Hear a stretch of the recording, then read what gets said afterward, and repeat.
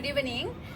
Meeting me again, Dr. Kadi Ayurveda channel, and today I have a special guest that is Dr. Veronica. Okay, so Dr. Veronica is from Kenya, and she will going to introduce her own self after that in front of you.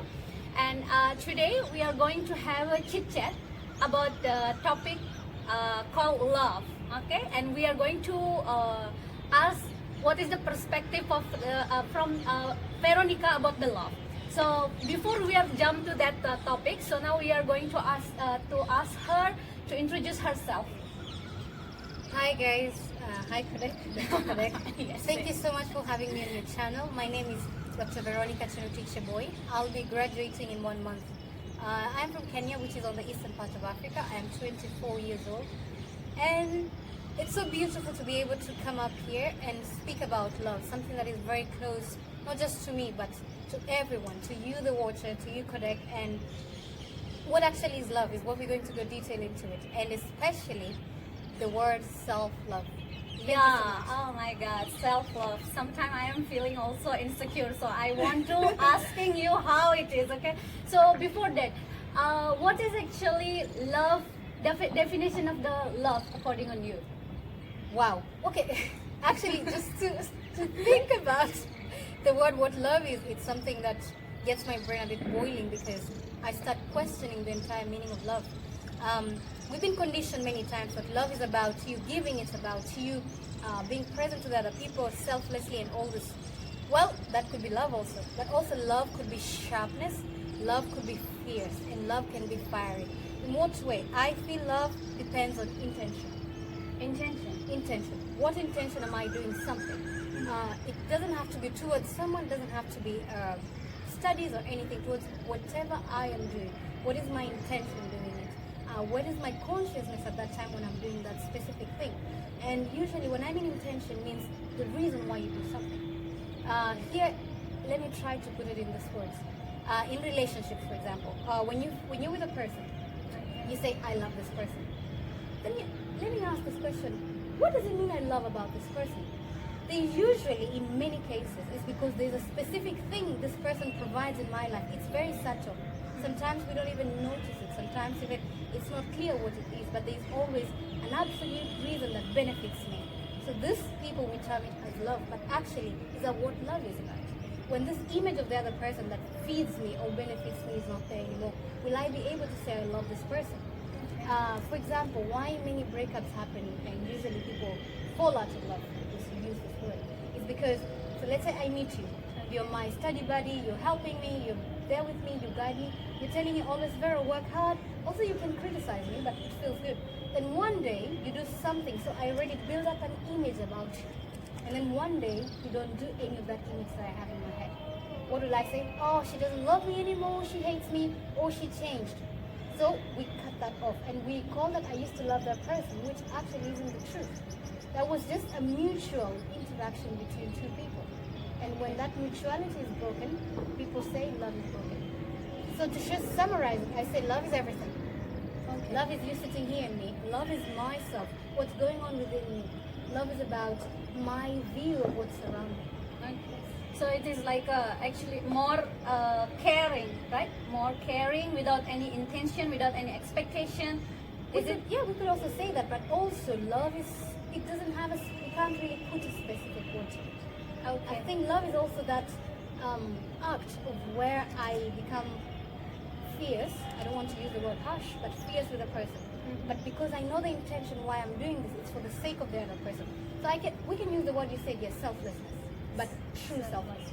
Yes. Okay, so as in the medical journey, yeah, then how much important love is according to you? And in the treatment side, is it there is any difference that we treating the patient with the love and we treating the patient with the same medicine that we are giving, with the same medicine that with the procedure, everything is same, but there is no touching of the love. What is the difference in that? Absolutely. Love is energy, I would say.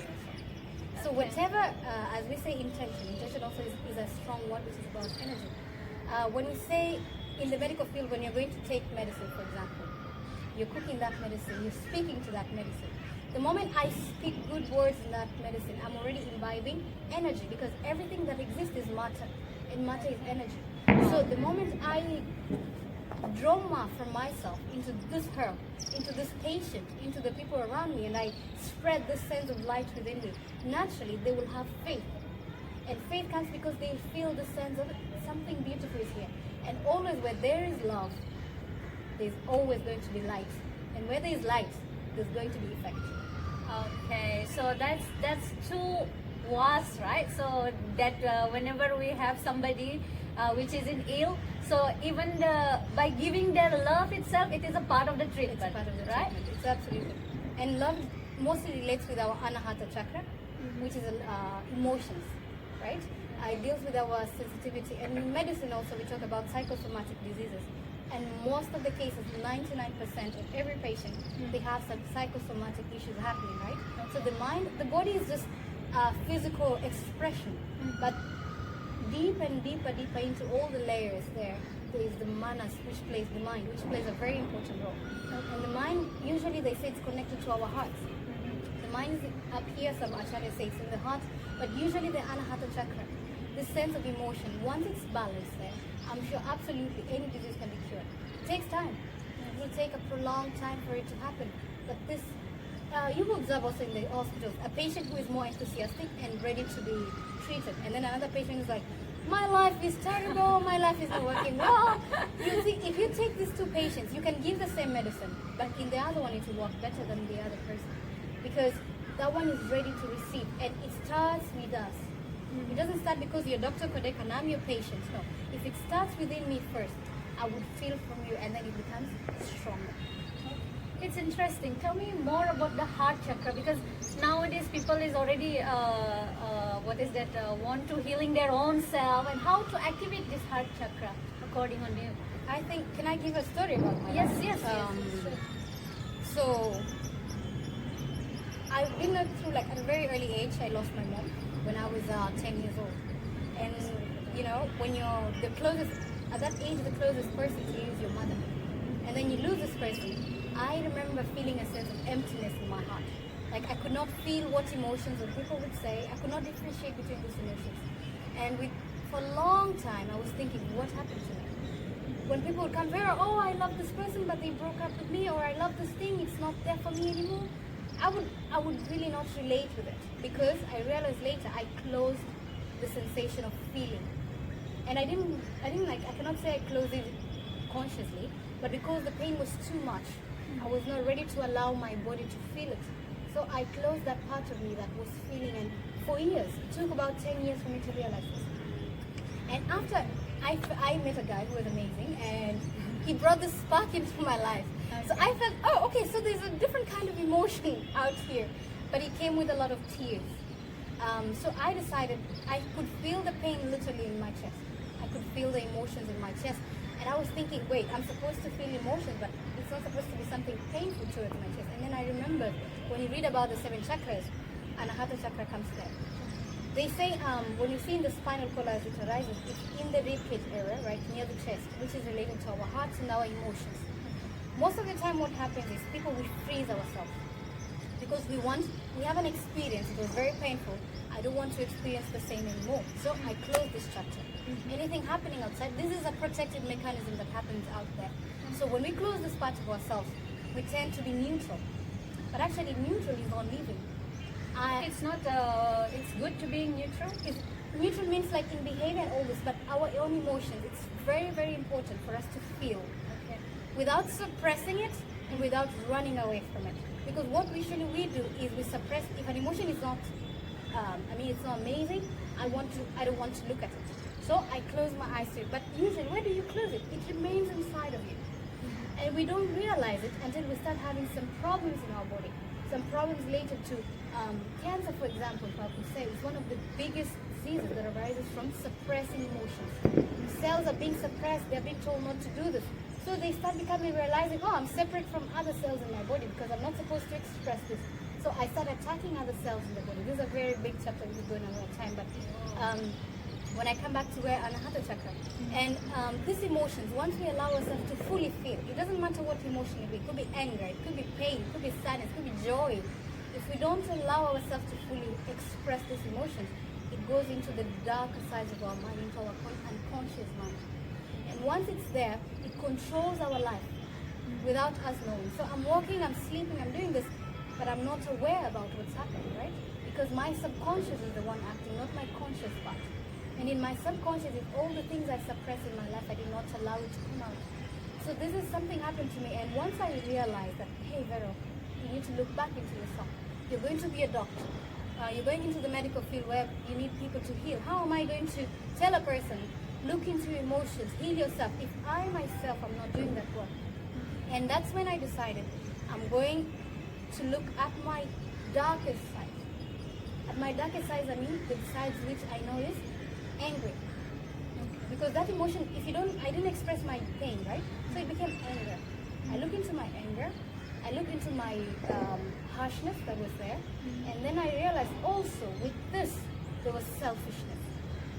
And selfishness, how it comes in, where I am very protective in my boundaries. I do not allow other people to come close to me because there's a pain there that I'm protecting. I'm not allowing myself to go out and meet other people fully. I mean, I could mix with people, mingle socially, but it was very superficial. Then when I decided to look in my darkest self, and this is where love starts coming in and self-love, I started feeling, oh my God, Vero, this little child inside of me is heartbroken. This little child, this teenager girl at 10, 11 years old who did not allow herself to feel that pain, that loss, is still crying and is still there. What do I do as an adult right now? Do I go back to her and look at her and say, okay, it's all right, I'm here? But it's not that easy to say this, right? Yeah, So how it happened? It's need a lot of process. Yes. How it happened is my relationship with people, especially romantic relationship, if I can say. The boy, I was getting triggered a lot. He would do something and immediately I'm so angry, but I don't know what actually he has done for me to be able to do this much angry. And I realized, then I started looking inside. Being more listening, breath work helped me a lot during that process. And then I realized I had some disease at that time. I used to have a lot of migraine. And this, I went to the doctor, they checked, nothing was wrong with me, absolutely nothing. Only, but migraine was always there. If I would sit outside for some time, I would have a migraine. So I used to think it's because of my eyes. But no, I explain it in terms when you're boiling milk. Okay? The moment the milk boils, if the fire is still going on, it will overflow. And it will spread to other places, right? In the kitchen or on the gas stove. So the same thing with my emotions. Because they have been suppressed for a very long time, it expresses itself in such a way that it had to blow up. And where it will throw all the other emotions, it will throw to the head region or to my, during my periods, I would have extremely painful periods. So all these places, they were all thrown out. And now, Wow, it's beautiful. but I think in terms of Ayurveda, what was this? This is Vata, I would say Vata, Vayu. And specifically here, my Vyana Vayu was out of place. So it will spread to other places. I would have migraines, but horrible ones. Periods were excruciating. I would cry for days. I would cry like for the first, second day. But then the moment I started looking back, I'm like, okay, maybe there's nothing else outside that's going to help me. I need to sit with myself. Yes. I need to look inside. That's when, I'm not joking, Kadek, but I don't remember the last time I had a headache. Except when I'm exposed to the sun and it's too hot. And my periods, nowadays I have very less pain on the first day. The second day I don't have any pain. So this is something like on a personal level that I experience how it's so important for us to feel. So it is maybe like in the short that how we are activated our heart chakra by accepting whatever it is. Yes, absolutely. And the process of accepting it is, we know that it is not easy as how we are saying. No, not at all. So we are crying. So it is. That means it is okay to not be okay. Right? Absolutely. Oh my God. It is okay to not be okay. Because even not being okay is okay. Yes, because now with the social media, we are trying to show what is the goodness. We try to show that we are so much happy. Yeah. Because what we are seeing and what we are, what is that bombast with all the media nowadays is how the colorful of the life. And when we are seeing our life, it is that much painful. We feel like we are the most, what is that, unlucky person. Oh right? my God. Now you started talking about social media. I'm a one person who is very active on social Yes, media. and guys, do you know why I am really interested interesting to take her in my channel because I like her personality. I already told her also because she loves herself like anything. And self-love, it is very easy to say, but it is a very difficult actually to accept ourselves. We used to compare ourselves with other persons. Oh my God, yes. And then what is that? Even we realize that actually our life is much more better than other, but still, whatever we are seeing, our friends, oh, they are more beautiful than us, they are more lucky than us, they are more clever than us, and that making us insecure nowadays. So, Oh, yes. what's you going to talk about that? You just mentioned something very okay. I'm very active on social media, as I said Yes. before. And if you ask me, do I see social media as something different from myself? The answer is no. This is where I realized, like in the beginning, I cannot lie that when you look at your maybe classmate or somebody you studied together or someone doing more bigger than yourself, it brings some sense of like, oh my God, what am I doing with my life, right? But for me, I would say this sense of understanding that if I am authentic with myself, if I am original and real with myself, I don't need to change anything when I'm having the camera on. So what do I mean by this? There are moments where you feel like, I just want to share something with the whole world. Be it something amazing or be it something terrible. So for example, many cases I have had like I have wounds and pain and I would want to share with them also, but I'm not sharing in such a way that I'm saying I'm in pain. Because the world, there's so much negativity out there in the whole world right now that my message, whatever I am sharing, should have the reality, what is happening to me, but at the same time should have what is the message, why I'm sharing this specific thing. So for example, something bad happened. From my perspective, it is something bad. But what do I need to share to the world? Do I need to share that this is terrible, this is bad or not? No. I will share the reality of what happened. But then I would share a message of hope with that bad scenario. So, if something happened to me, I got sick or something happened, I would absolutely share that I do not feel well. But what comes with that message? Do I share this message to get pity from people? Or do I use my page as a way to bring the sense of hope to the people? And this is exactly why I see social media not as separate from me, but it's me. So whoever is watching, Kodek is watching me from the other end. I want her to watch, but to watch me, not to watch like I'm on a screen on my life. To get the sense of emotion, what's happening at my life at that specific point, but how I'm choosing to see it, right? So if I share something, it's always with the intention, I come back to the same word, to share the sense of hope and joy, that it's fine, absolutely okay. And whatever small success I have in my life, I share and celebrate. Whatever the downfall I have, you share, you celebrate. But this does not mean the downfall is going to put you down. No, you share the downfall, but with the message that it's coming up. Does social media influence me when I watch other people's stories? I don't want to lie. No. I absolutely, okay, yeah, there's those moments you're like, oh, I would love to have done something. Oh my God, I love that I'll be there one day. But this is a message where I'm getting inspired. It's not putting me down. No, absolutely not. I always say, if I can be able, remember when I spoke about my dark shadows before, when I was telling you about where I was looking at my selfishness? Okay. How? Anger, where anger came in and then selfishness. When I worked on that thing, I realized my selfishness is what makes me, I used to, really, absolutely, to always want to be the best. In whatever I do, be it with school, be it with college or anything, I always wanted to be the best because my society and my community told me you always have to work hard to be the best in the class. But then I realized with this, it's beautiful because they're trying to motivate me. But I should understand, do I need to have a healthy competition? Or do I compete for my own selfish reasons, to be admired by the society, to look as the greatest one in the society? And with this questioning, I always question myself a lot. Not criticize myself. I don't want to use this word. I don't criticize myself. Absolutely not. I'm my number one fan. I champion for my success. I champion for my looks. I champion for how my presentation out there. But I'm never criticizing myself. Oh, when you start to accepting yourself fully, because see, even sometimes I feel that I'm very much less with others. I am not beautiful enough, Yes. and I feel insecure with my own self. to accepting who I am now, it is maybe not in the 10 years back. I'm still not accepting. Now I feel it is already, even sometime in some specific time when it is maybe I can say that in the lonely times like that. That sparkling of that bad mind, it is coming there. Then what about you? Did you ever compare yourself?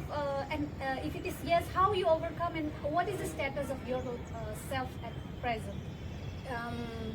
So, for example, you mean if I compare myself with others or with myself, my older self?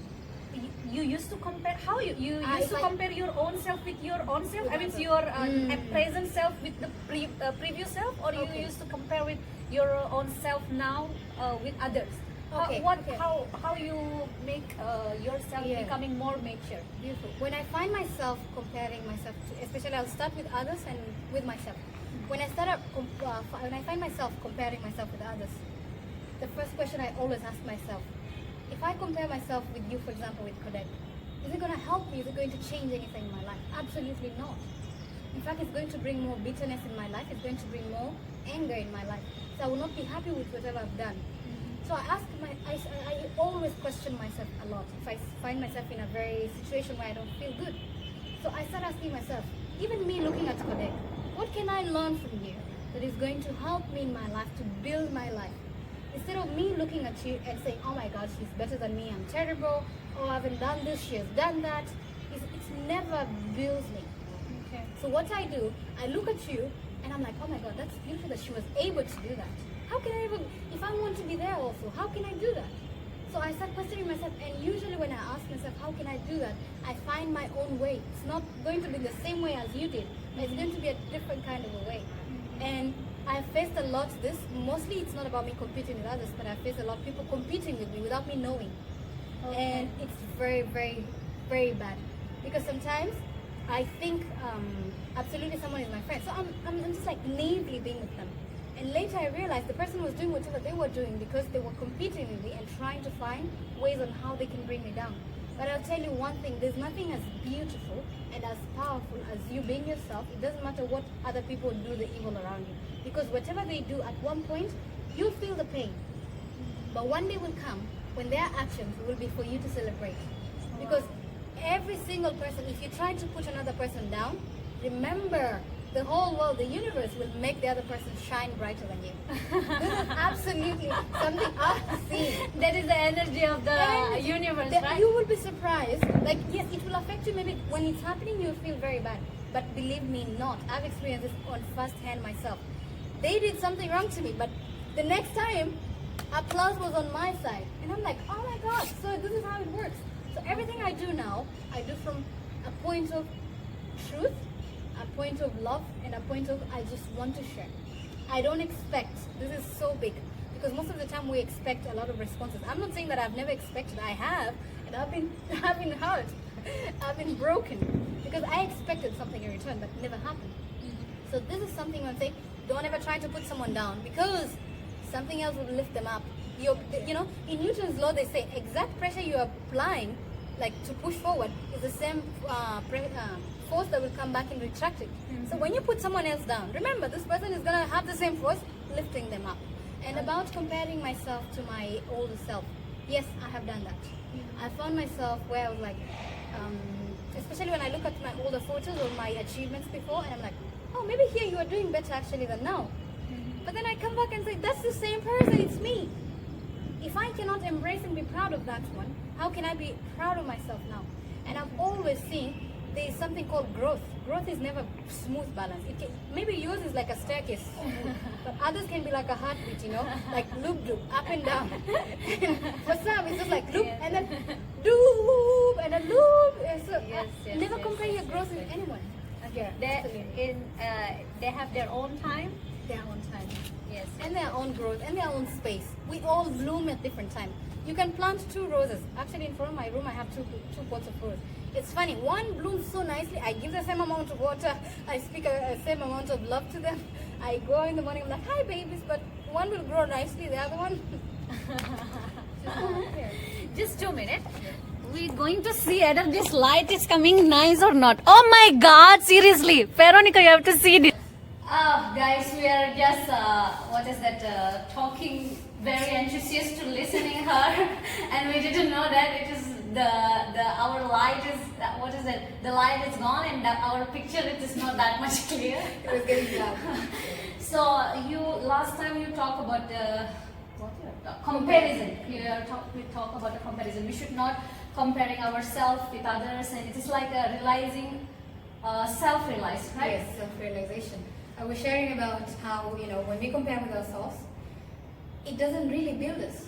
But if I can be able to draw something, a motivation, or get inspired from what my other friend is doing, then I'm building on myself, right? So it's looking at others not from a point of like, oh my God, this person is doing great, oh my life is terrible, and diminishing or criticizing ourselves, but looking at them and like, what have they done that can be able to do better? In my life, what can I also do that's going to build me? So this was it. And then about the criticizing our present self and our old self. And I was sharing, for example, myself. I look at my younger self, or I look at, there's some mistakes I did. There's some things I did that at a time that I'm like, oh, that could have been done better. But even if I do that, will it change anything? It absolutely will not change anything. So what do I look? I look back at that and I'm like, oh, what is happening in my life during that phase? How can I make it better? So I'm not comparing myself with my past, but I'm accepting that was also me. But I'm also learning and looking back at it. I'm like, okay, I can do this better. I can be a better person by drawing lessons from that. And I'm not, I look at myself and I'm like, I'm absolutely happy about it. It's okay, she did, the younger Vero did a lot of mistakes, fine, we learn from mistakes. And another thing that happened in my life, I realized, we say some things are mistake or coincidences, never. Everything happens absolutely for a specific reason, and it happens as it should. Yes, and it is also a part of the growing. It's a part of the growth. It's a part of the growing. It's a part of the matureness, and there is no successness without the failure. There we go. She just said, well, there's no success without failure. And can you imagine if there were no failures in the whole world? How will it be? Well, how would people discover satellites? How would people go to the moon if there were no faults and mistakes to learn all those things? How would I be here if I wouldn't even learn from my mistakes? How would I be the person that I am today? And I look, I'm like, I'm not chasing them like, oh, I want to be like this and it's giving me stress. No, I'm appreciating myself in the present moment. And if I can live a very happy life in the present now, because many times, we stop living in the present moment and we start preparing for tomorrow. But I ask you a question, does really tomorrow exist as it is, or it's psychologically existing? So we talk about tomorrow, but tomorrow never comes. It always happens in the now. So I'm experiencing life right now. So the first thing I always do, I should be very comfortable right now. But with awareness and consciousness around me, that okay, I'm comfortable now. I am preparing for something more. Okay. But it starts now. Yeah. Because we didn't know what is going to happen tomorrow, and we didn't know tomorrow is still great or not. Yes. And to die, it is not necessary that we have to have a disease. It's not necessary that we have to old. The young people also can have it. Even the healthy person also can die. So yes, the point of view it is right. And when I said to be present, what does it mean to be present? To be completely pay attention and full concentration in what you do at a specific point of time. It can be even me, I'm talking to Kodak right now, I'm paying attention to just this. Because I could choose, my mind could be, I would be thinking about, oh, what will I have for dinner, or tomorrow I have to go to hospital. I could think of all those things, but those are just distractions. And so I will not be able to pay full attention to what I'm doing, to this conversation we're having right now. And that is what I also call love. If I'm able to give something total attention, total concentration, and alertness to it, it also blooms love out of it. Okay. So what's to end this? What the summary that love giving us, and what is the benefit of the love in the healthy? To summarize this, I would say the definition of health especially I will use the WHO definition. What is actually to be healthy? When a person says, I'm healthy. Health is a state of well-being, is the mental, physical, emotional, spiritual state of well-being, and not merely the absence of a disease. Okay. Because most of the time we say, I'm healthy because I'm not feeling sick. But are you mentally okay? Are you emotionally okay? Are you physically okay? Are you spiritually okay? And love, what does love say? Love is everything in all this together. It's the physical, it's the mental, it's the emotional, it's also the spiritual. Because if I choose to love this plant or that plant, I'm giving love to it, right? So it's building me. And when we share what we have here, it's the most powerful tool. You can even stay disease free for life. Yes, it's very beautiful, and love by it is always start from ourselves, right? It is we have to always start from ourselves. Try to love ourselves. I know it is very easy to say, but enjoy the process, and being not okay, it is okay. And then